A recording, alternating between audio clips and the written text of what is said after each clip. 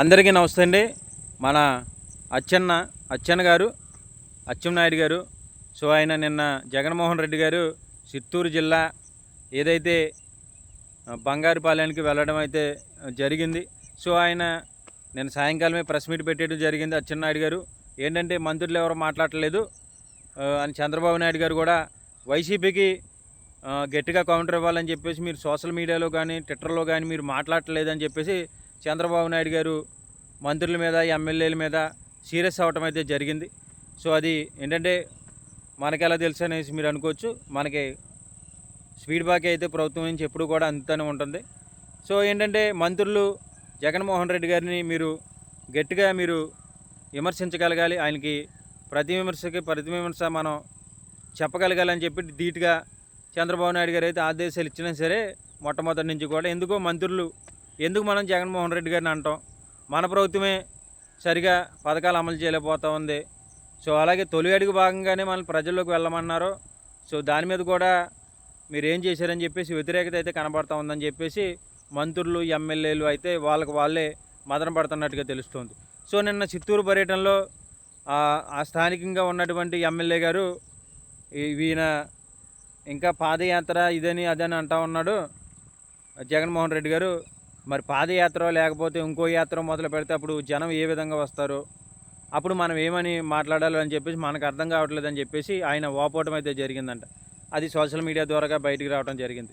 So మరి మంత్రులు ఎవరు మాట్లాడలేదు, మంత్రులు ఎవరు కూడా జగన్మోహన్ రెడ్డి గారిని విమర్శించట్లేదని చెప్పేసి చంద్రబాబు నాయుడు గారు అప్సెట్ అవ్వడం అయితే జరిగింది. సో అచ్చెన్నాయుడు గారు మరి మంత్రులు అందరికంటే పెద్ద ఆయన వెంటనే వచ్చేసి ప్రెస్ మీట్ పెట్టేసి ఆయన ఏమంటా ఉన్నాడంటే, మేము 30 మందినే రమ్మన్నాం, 500 మందికి మేము పర్మిషన్ ఇచ్చాం, మీరు కార్యక్రమాలు పెట్టుకోండి అని చెప్పేసి ఆయన చెప్తూ ఉంటే ఎవరైతే మామిడికాయలు ట్రాక్టర్లో తీసుకొచ్చి రోడ్డు మీద పోసారో ఆయనకి 25 ఎకరాల మాగాని అంటే మామిడి తోట ఉంది.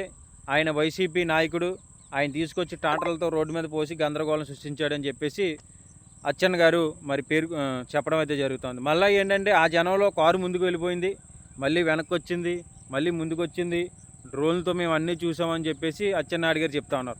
ఆ జనంలో మనిషి నడవడం అనేది ఇబ్బంది, మళ్ళీ వెనక్కి వెళ్ళి ముందుకు రావడం అంటే ఎవరైనా నమ్మే విషయమే సార్. ఎందుకంటే మీరేదో చంద్రబాబు నాయుడు గారు ఏదో అప్సెట్ అవుతూ ఉన్నారు, మనం కూడా మాట్లాడకపోతే బాగుండదని చెప్పేసి అచ్చెన్న గారు మరి ప్రెస్ మీట్ పెట్టి జగన్మోహన్ రెడ్డి గారిని ఏదో వెనక్కి ముందుకు ఏదో రెండు మాట్లాడటం అయితే జరిగింది.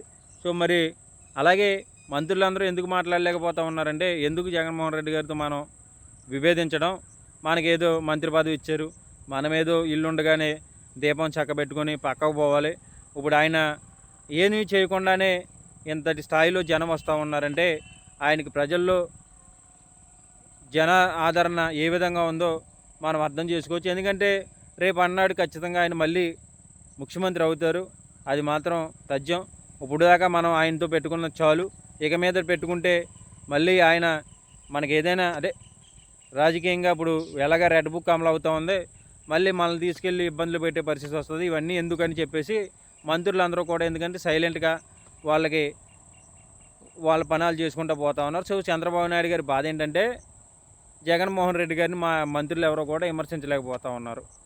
జగన్మోహన్ రెడ్డి గారిని మా మంత్రులు కానీ మా ఎమ్మెల్యేలు కానీ ఆయన ప్రతిదాడి చేయలేకపోతూ ఉన్నారు. ఎందుకు ఎప్పుడు చూసినా నేనే జగన్ ఇది జగన్ భూస్థాపితం చేస్తాను, తాట తీస్తాను, తోలు తీస్తానని చెప్పేసి వైసీపీ కార్యకర్తలను నేను మాత్రమే ఒక్కడిని అంటా ఉన్నానని చెప్పేసి చంద్రబాబు నాయుడు గారు మరి ఫీల్ అవుతున్నట్టుగా ఉన్నారు. సో మంత్రులు కూడా ఎవరో మాట్లాడుతున్నట్టుగా లేదు. మొన్న ఎవరో రాజమండ్రి గోరెంట్ల బుచ్చే చౌదరి నిన్ను చంపితే అనేసి ఆయన 2 డైలాగులు కొట్టేసి పక్కపోయాడు. సో సోషల్ మీడియాలో ఫుల్గా వైరల్ అయ్యాడు.